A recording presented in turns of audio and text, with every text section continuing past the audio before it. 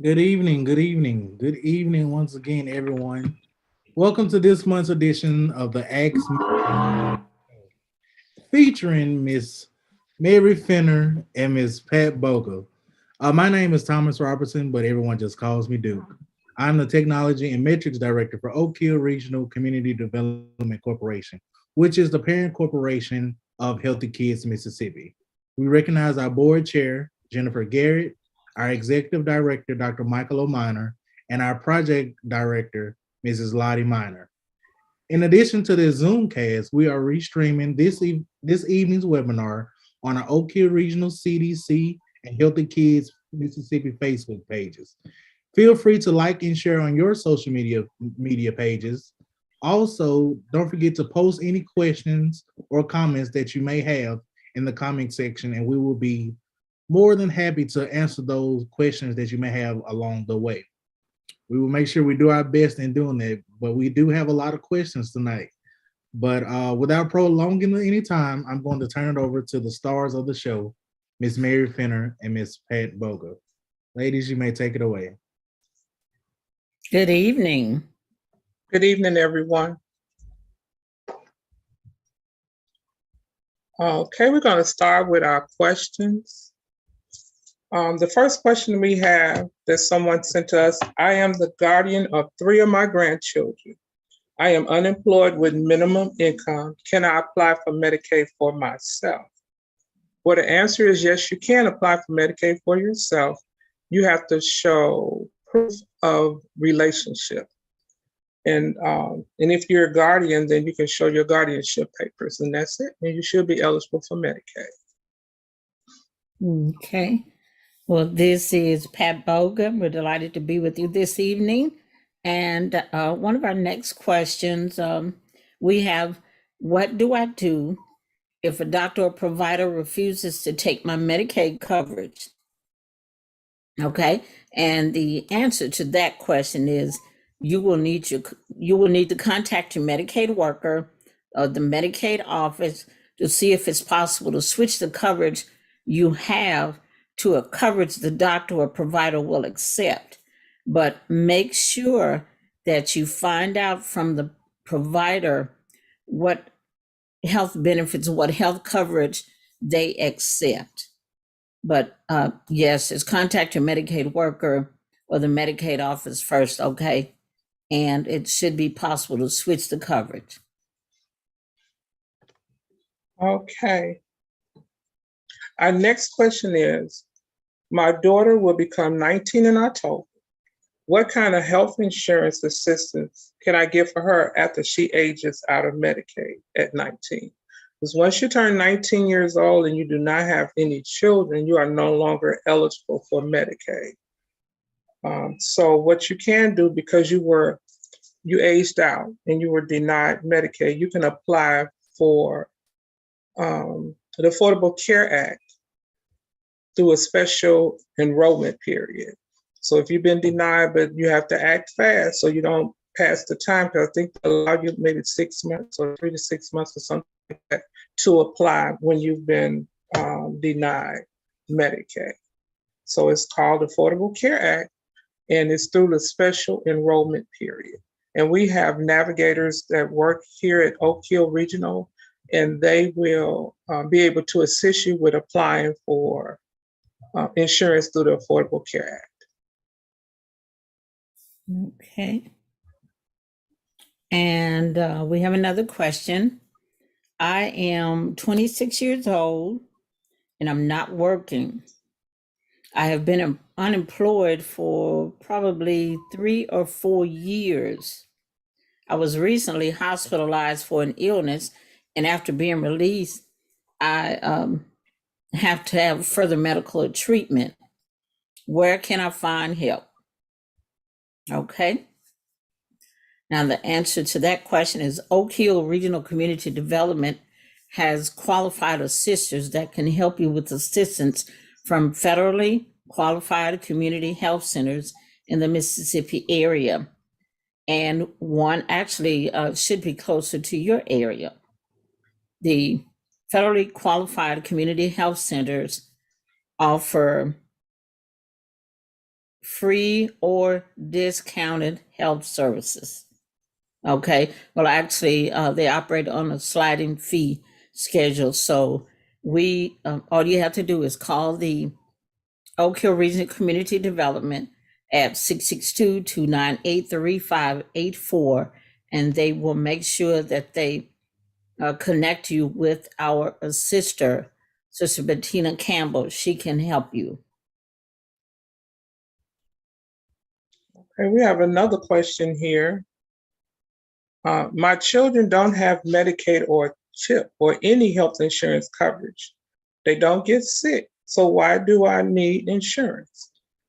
Well, everyone needs health insurance especially for preventive care, because you would want to, if something comes up, you would rather have a doctor that they see on a regular basis to let you know something is coming up, or you need to check into something instead of having to go to the emergency room.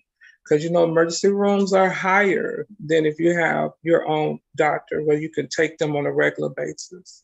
So it's best to have health insurance. So for your annual checkups, therefore you can stay ahead of what's going on instead of getting it on the tail end, or maybe when it's too late. Then you may find out in advance that something is happening and something is coming up. And say, for instance, you need medical services for something, emergency or something come up, then all of a sudden you don't have health insurance. Right. So how are you going to pay for it? So it's best to have it, even if you don't need it, than to need it and don't have it. So it's best especially we want our children to be covered. In case of emergencies, in case of services, in case they have to go for some kind of preventive care or dental care, because you want them to be checked out every year. So it's best to have it if you can get in. We have services at Oak Hill Community Health Regional Center that can help you with getting assistance with health insurance. Right. And Sister Finner, we have the children, the tiniest, I believe it's probably maybe a year old. You may not think that, you may think it's too early actually to take your child to the dentist. Once they start cutting those teeth, it's okay to go ahead and do that, because, later on, once we start, you're saying you don't have insurance. Okay.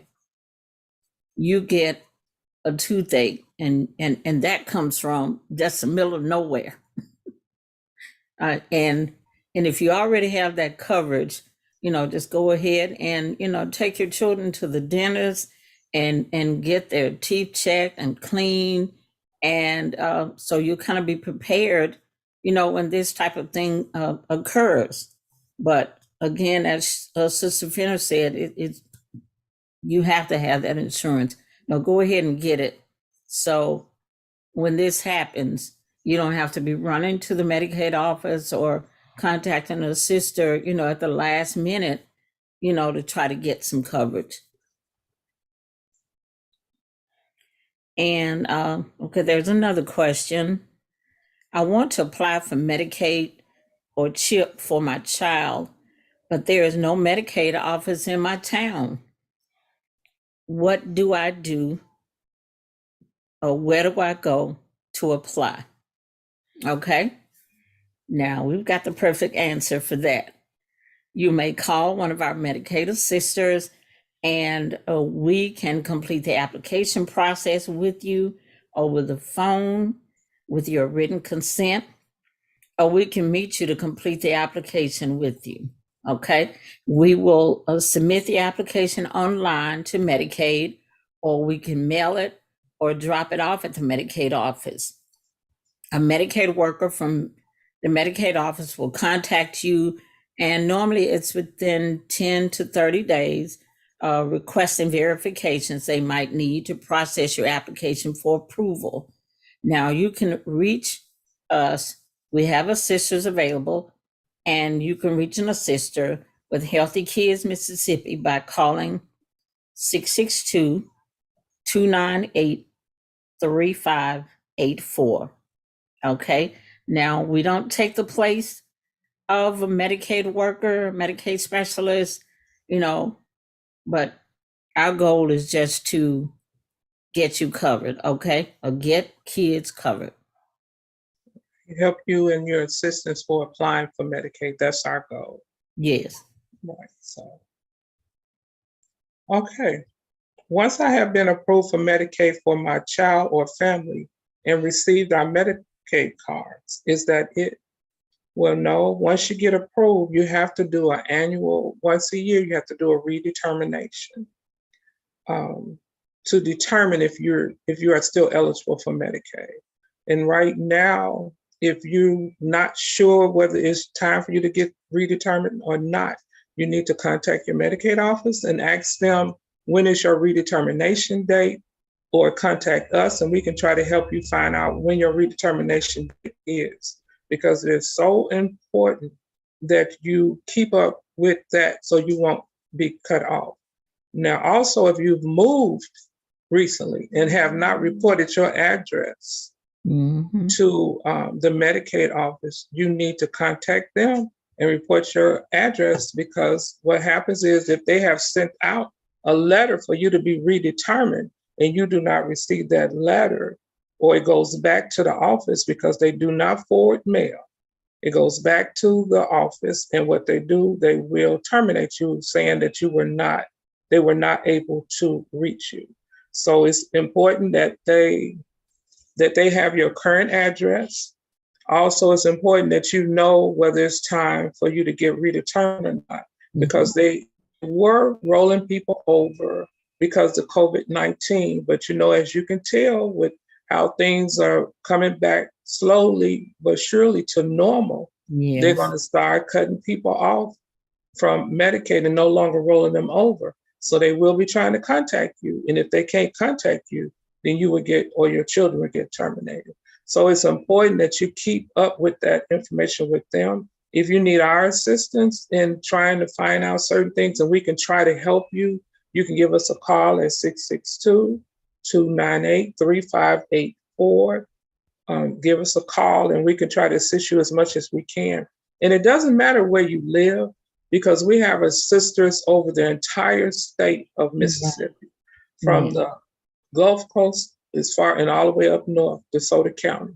So all the counties are covered. We have assisters in every county in the state, in this state. So if you need assistance, just give us a call and we can refer you to the right assister, to the right area. If you need to know your Medicaid office and you don't know, we can direct you to the right Medicaid office. We are there to help you with getting Medicaid for your children, or keeping Medicaid for yourself and your children. That's right. That's right. Okay, there's another question. Okay. What if I just started working at a job when I applied for Medicaid or CHIP, and I do not have any check stubs yet to submit my income? Okay, now that's a good question. Okay, you will have to get an income verification from your employer, verifying your weekly or your hourly income. Now, it would be really good to get your weekly income, but if you can't get that exact number for the week, if you can get your hourly income with the number of hours you work per week, and we will also need the start date of employment, okay? And Medicaid can provide an income verification form for your employer as well, but don't worry about that. If you just started the job, you make sure that you report it, okay? And then that way we can assist you with that, or basically get that income verification form from the Medicaid office. But you still can apply, because now most people, if you've been working for 2 or 3 months, for instance, this is March. Now, when you apply for Medicaid, you will be needing the previous month's income. For instance, you will need February income. So if you know that you worked 4 weeks during the month of February, just that means if you get paid weekly, of course, you've got to have 4 check stubs. And if you get paid bi-weekly, you have to have 2. And oftentimes, I think now, you can go online and pull up your check stubs. So, but again, if you just started and you don't know your weekly income, just make sure that you get that income verification form to your employer to get it to you as soon as possible. Don't miss that deadline. Also, if you change jobs, say if you change jobs and say your previous job, your income was sort of high, and it may have, you may not have been eligible, and then now you got a newer job. You need to let them know that your income has changed, Yeah. and you might need an income verification for that, so that your children can stay on Medicaid. We just want everyone to stay on top of it, so that it's important that you have health insurance. And if Medicaid is for you, is there out there, you need to try to get it. And we just want you to be able to keep it. All right. Okay. What is the purpose of an assister if there's a Medicaid office that enrolls children and families for Medicaid? Now, that's what me and Ms. Boga, that's what we do. What we do is that we are Medicaid assisters, and we do exactly what it says. We assist you in getting Medicaid. We do not approve you.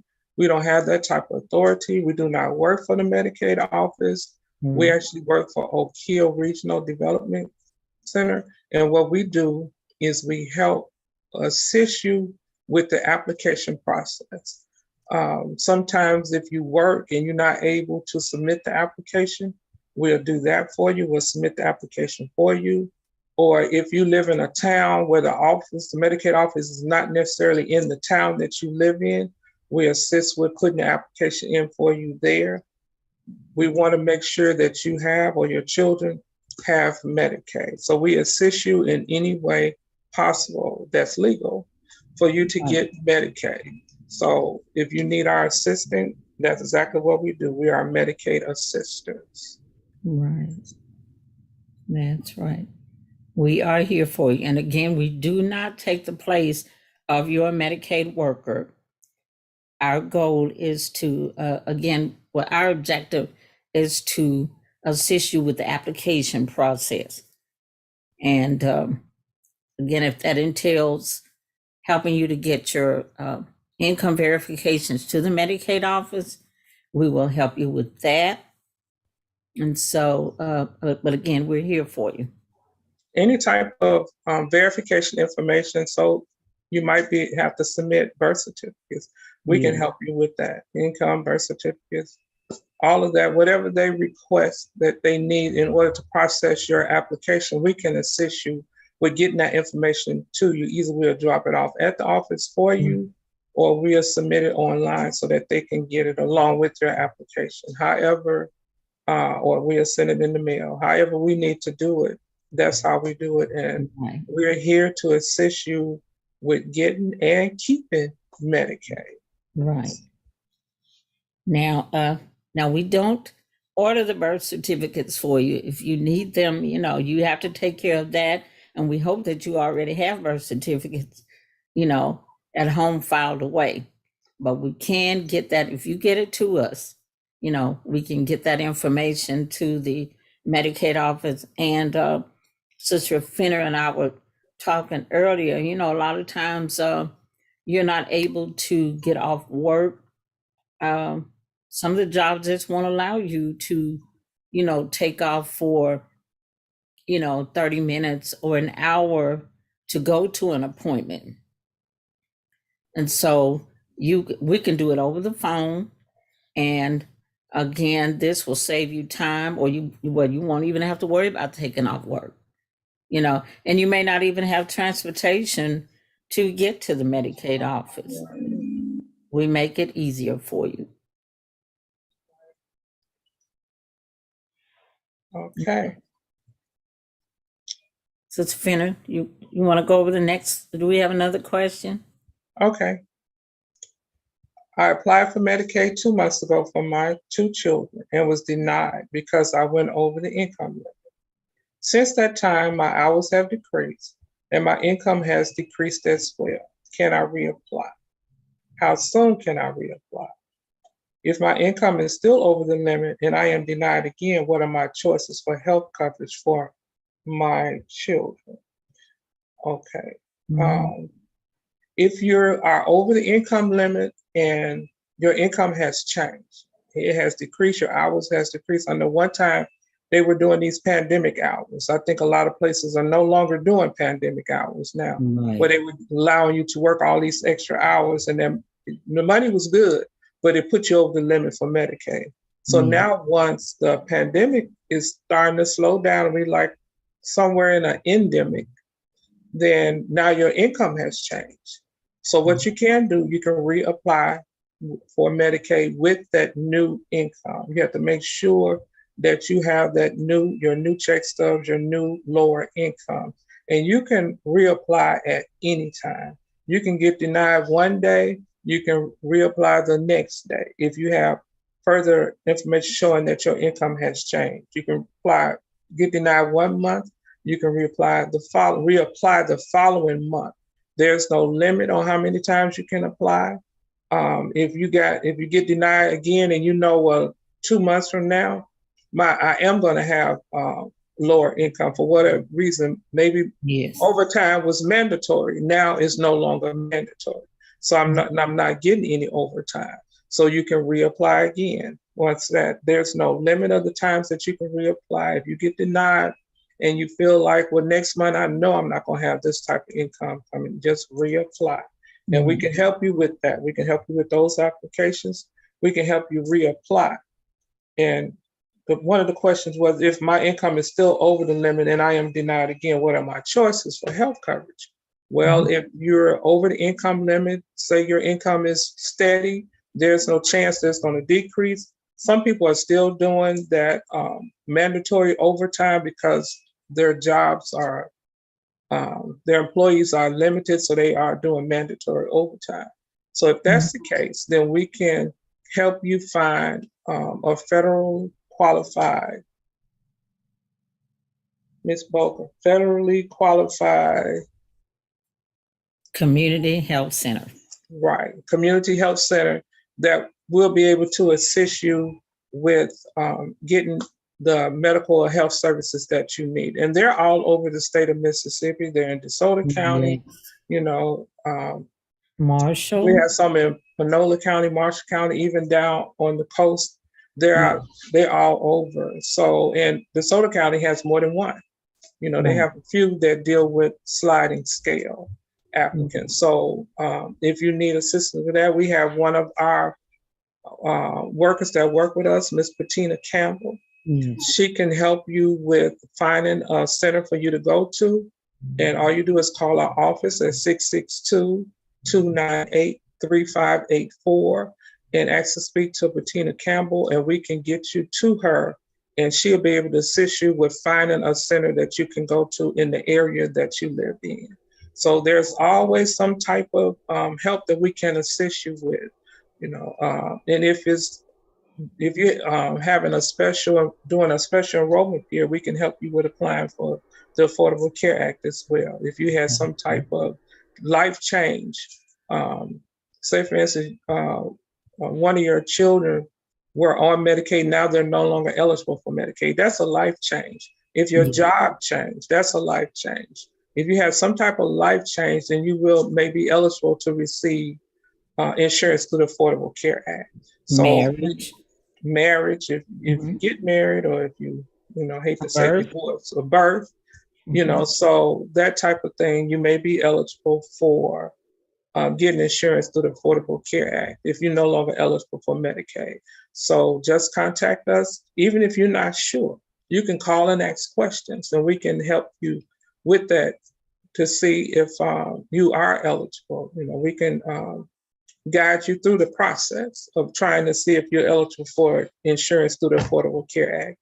And if not, then we'll find you a federally qualified health center to help you so that you can go to and get assistance from there. Right.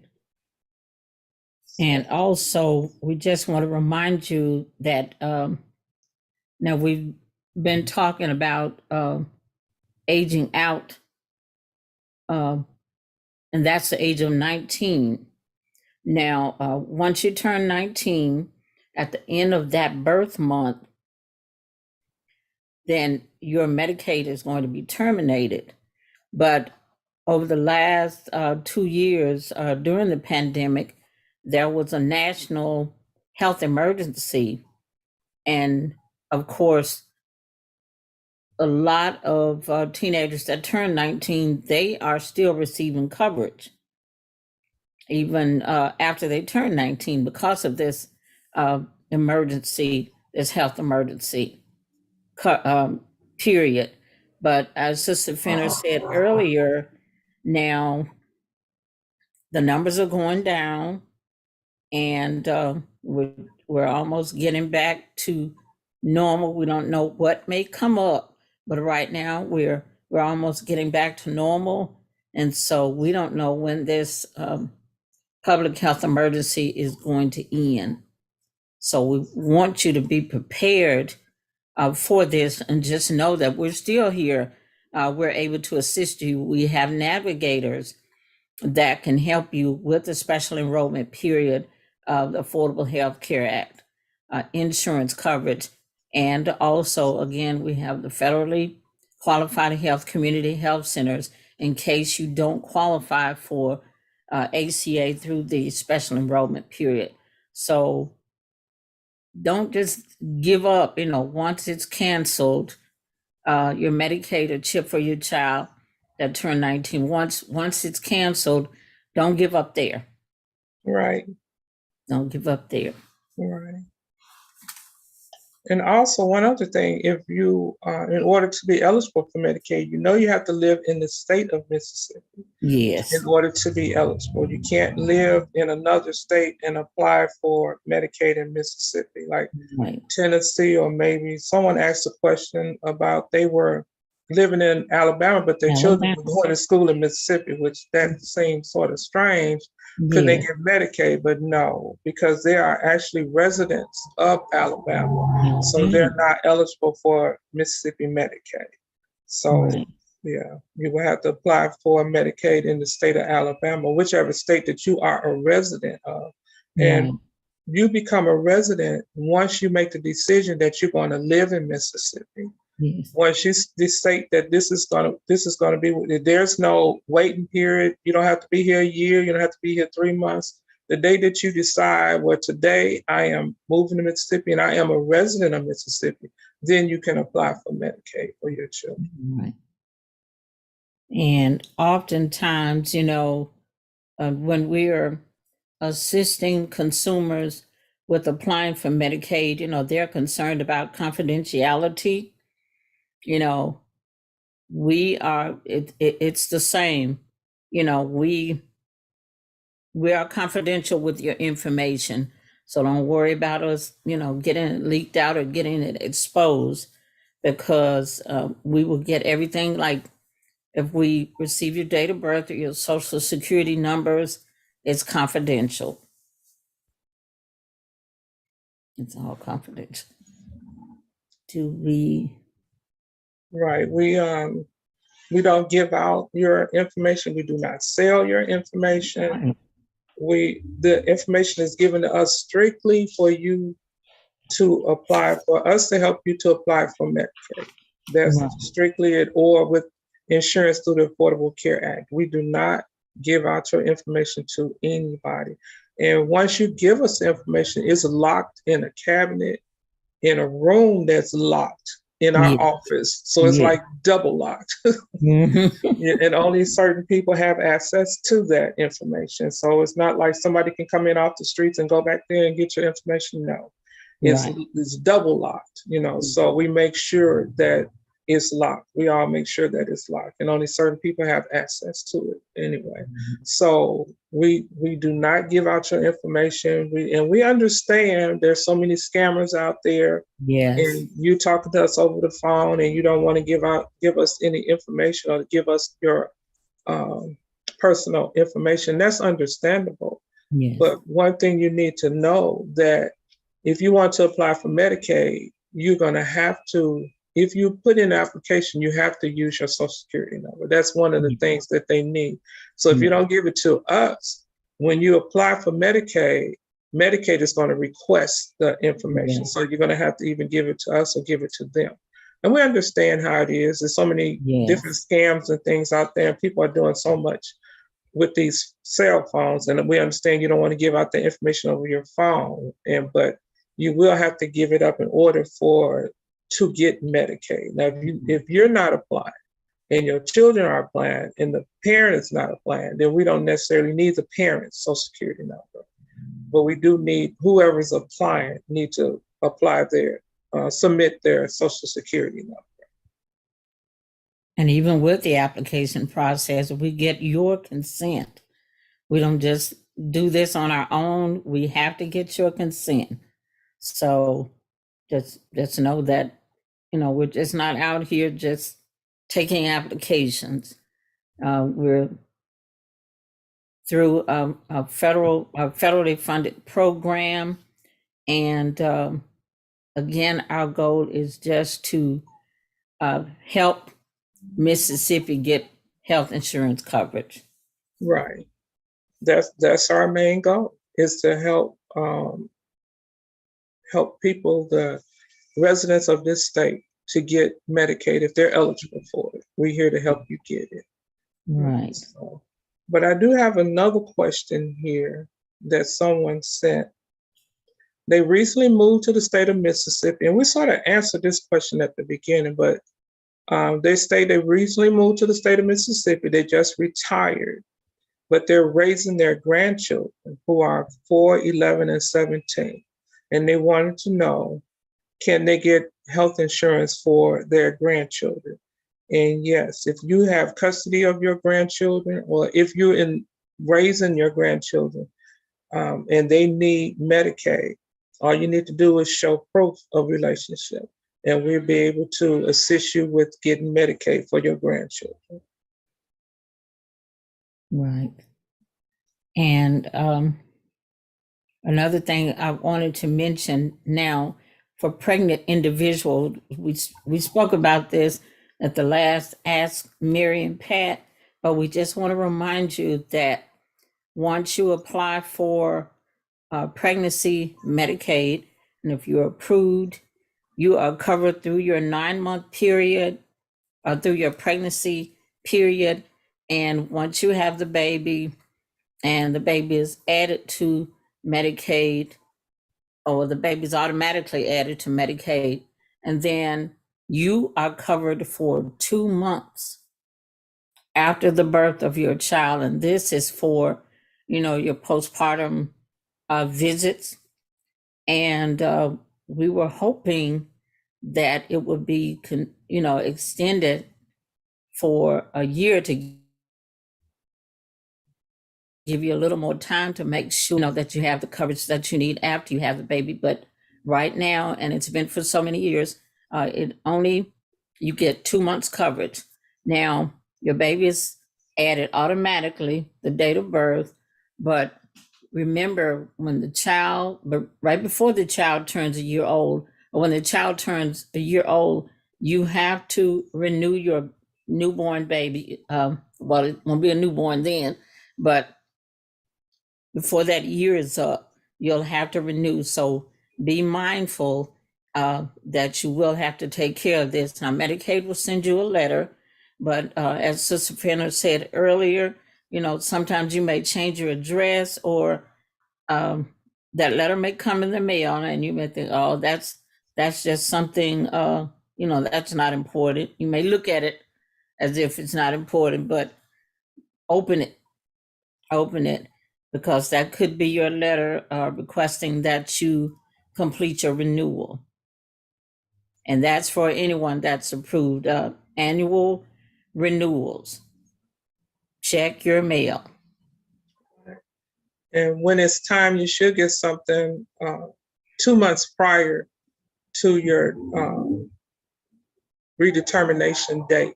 So if you know you received Medicaid in June last year, then you know April, start looking for that renewal letter. Right. If you don't receive it, then you can always contact us and say, well, I know I got Medicaid last year in June and I haven't received a letter.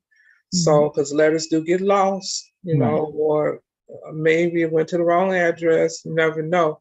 And we can assist you with doing that redetermination. Just stay on top of it. Yes. Make sure you stay on top of it. And again, we want to reinforce that we don't process your case. We complete your application and we submit it to Medicaid, and they process your application. They determine your eligibility and they approve or deny your case. Right. We have nothing to do with the determination of your Medicaid. We just help you with filing the application. That's it. Right. We help you in any way that we can legally to file your case, so that's all we do is to assist you. And we have found to be pretty helpful with some people. Right. We have and returning. We do get calls stating that they haven't received their cards. Now, we have no control over that, but we can, try to reach out to someone, or we just give you the number that you need to contact to see where your card is. Right. Yes. We have consumers that contact us on a regular basis with helping with assistance with Medicaid because they're working most of the time and they can't get to the office for whatever reason, or they've tried to call and they can't get through. So we try to help as much as we can, and we've been successful with helping. So if you need any type of assistance, just contact our office and we'll assist you in the best way that we can. Sometimes we can't help everybody, but we try our best. We go the extra mile to try to help to make sure you get that Medicaid, whatever it takes that we can do. Right. That's what we do. And I see in the chat, Mr. Clarence Campbell, he is one of our navigators with the program. And he says from his personal experience, he knows that Mary and Pat do an excellent job of walking an applicant through the process. We thank you so much, Mr. Campbell. We definitely do our very best. Yes, we do. We find a way to help. Right. And do we have any other questions? If you have questions, feel free to put them in the chat and we'll do our best to answer them. But again, we thank you so much for tuning in for this month's edition of Ask Mary and Pat about Medicaid and CHIP. Our main goal, and I can't stress this enough, our goal is to make sure that you have some type of health insurance coverage. So we're here for you. We're here for you. Are there any more questions? Duke, do you see any more questions out there? No, ma'am, I don't see any more. Okay. Okay, then. So our next Ask Mary and Pat show will be April 25th at 6:00 p.m. And you can watch us on Facebook Live or on YouTube. And if you are not able to watch, someone that might have missed it, they can go back and look at it. And if you have any questions before we come back, you can always call us and ask us, and then we'll be able to answer the question on our next Mary and Pat webinar. And you can learn more about us at www.oakhillregionalcdc.com and also on www.healthykidsms.org. You can contact our office at 662-298-3584, or you can also text us at 662-689-9712. Once again, we acknowledge our board chair, Jennifer Garrett, our executive director, Dr. Michael O. Minor, and our project director, Mrs. Lottie Minor.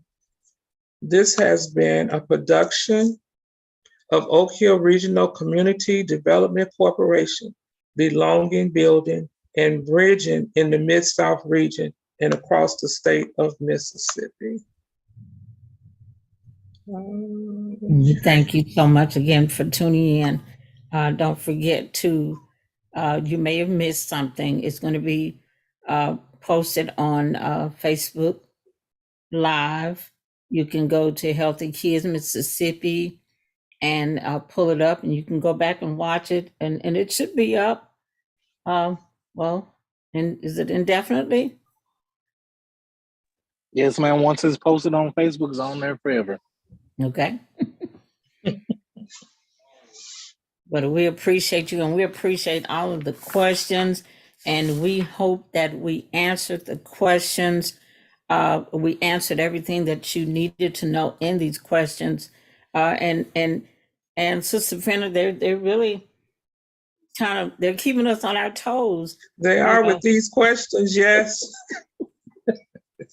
And if anytime you ask a question and we can't answer at that particular time, we'll put it out there for you once we find out the answer. Exactly. Once we find out the answer, we'll get it to you. Y'all both put your give you everybody your contact information just in case they want to ask questions to you. Okay. Okay. Go ahead, Ms. Bogan. Okay. Well, of course, I am Pat Boga, an assistant navigator, and you can reach me at 662-298-3584, and my extension is 109. Okay, that's 662-298-3584, extension 109. Okay, I'm Mary Fenner, and I can be reached at 662-298-3584, extension 107. That's 662-298-3584, extension 107. And you can give us a call anytime between our office hours are at least from 10 to 5. Some days we're there later, some days we're there earlier, but at least from 10 to 5, we can get back with you. If you leave a message, we'll get back with you. Right. And we enroll, 365 days of the year? Oh, yes. You don't have to, there's no waiting period for Medicaid, no cutoff date. You can apply at any time. Right. Yes. Yes, we are. And again, we thank everyone for tuning in to us. We hope we have done something that you have got something out of what we have done on this evening.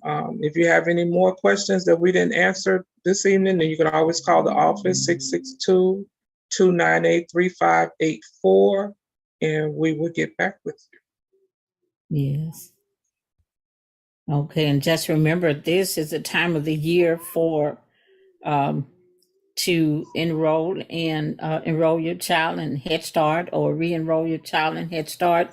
And of course, in most schools, it's getting close to the time to, enroll them as well. So make sure that you have their physicals, the checkups that they need, that you have everything updated and ready.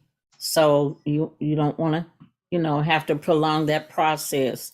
But you can also talk to someone at your Head Start centers if you don't have your children enrolled in Medicaid and CHIP, and they will be able to help you or